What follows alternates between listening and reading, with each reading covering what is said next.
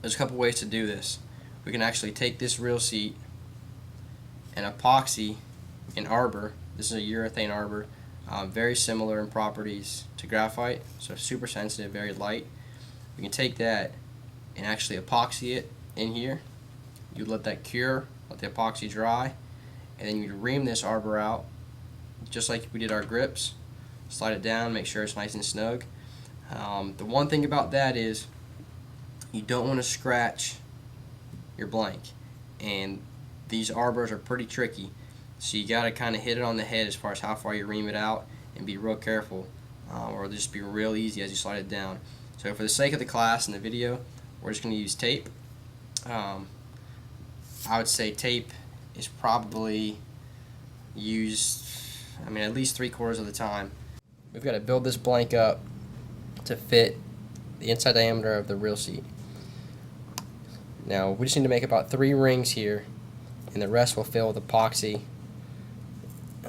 You don't need to build the whole area up, just 3 rings. So just eyeball it. See, that looks good right there. And we'll just go ahead and wrap some on there. I always start with the bottom ring first towards the rear grip.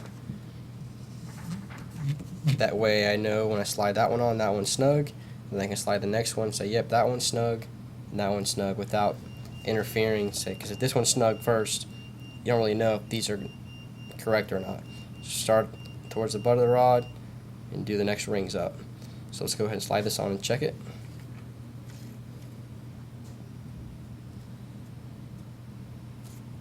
You can see here it's a little loose, so I'll leave the reel seat right there.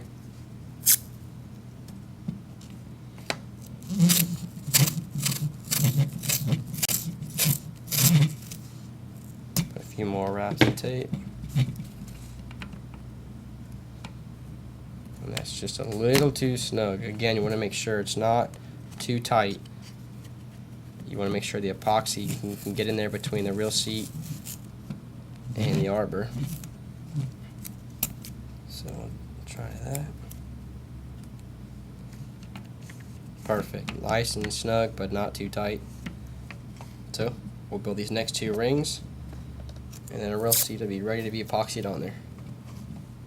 So now we've got our 3 rings on there. It sits nice and tight, no wobble when we check it. So we'll go ahead and pull that back off, leave it right there. Take our epoxy. You can feel it starting, it's heating up. It's wanting to react here. So we'll go ahead and put it on. Obviously, you'd be much better off putting this over some newspaper or a piece of cardboard. The key here is you want to make sure you get it on top of the arbors and up in the rolls of tape between them on the edges.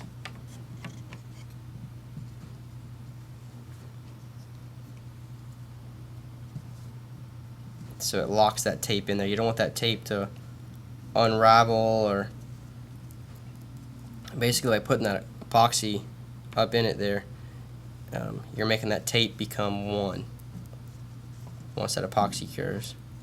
So we've got epoxy on the blank, epoxy on the arbors there. I'm just going to take my reel seat. I like to line that nut up towards the tip of the rod so that epoxy stays away from it, and we'll just push it down nice and easy. Again, rotating the blank to make sure we get a nice smooth bond, a consistent bond. Fit up in there nice and snug. Take my popsicle stick, wipe off the excess here.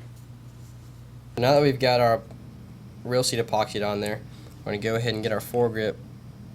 You can quite often, that initial mark that we put on there will get rubbed away between cleaning up, making sure your rods doesn't have any excess epoxy on it that's going to cure on you. So just go ahead and mark it again. Just take your epoxy, put a nice dab. Again, try not to go above that mark. That's just more cleanup. We'll all the way down, nice and easy. Again, we're going to twist it as we actually put it on the blank in the epoxy. Get a little twist on there, she's locked in. Okay, once you've got your handle, installed on the rod, you want to make sure that your reel seat is lined up corresponding to where you spined your rod. So again, on a spinning rod, we've got our reel seat going to be on the inside of the curve, just like our guides. So we've actually spun the reel seat around to make sure it lines up with our mark, because we marked on the inside of the curve. Now, if we were building a casting rod, we want it to be opposite.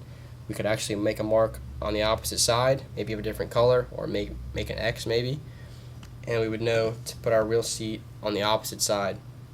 So again, on a spinning rod, reel seat and guides go on the inside of the curve, which is where we marked our blank initially on the spine, and on a casting rod, our reel seat and guides are going to go on the outside of the curve.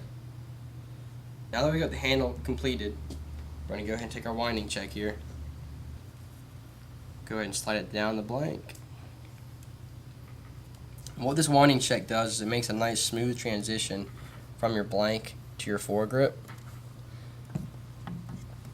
and it prevents any epoxy. If you make a wrap over here near the foregrip, it prevents any epoxy from getting up on the grip. So excuse my hands there. And we'll just slide that reel seat nice and snug up against that foregrip, and that just creates a nice transition from the foregrip to the blank.